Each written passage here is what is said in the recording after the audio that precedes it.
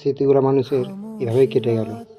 কেউ চাকরি করে, কেউ ব্যবসা করে, কেউ আবার ভিক্ষা করে, কেউ আবার বিনা চাকরি বিনা ভিক্ষায় মানুষের এঁঠো খাবার খেয়ে।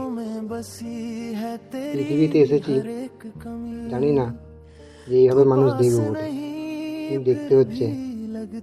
কেমন লাগছে, প্রচণ্ড খারাপ লাগছে। এই মানুষটাকে দেখুন, না চিন্তা, না ভাবনা, না যন্ত্রণা, এতে কিছুই নেই।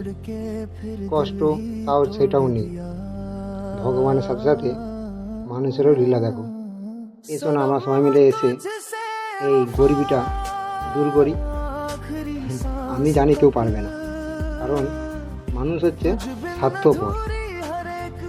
সে নিজের স্বার্থটাই বুঝে, অপরের কি হলো কার দায় পড়লো।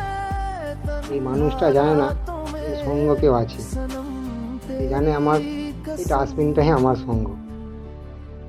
উপরওয়ালার কি লীলা, এমন কষ্ট কারো না হয়।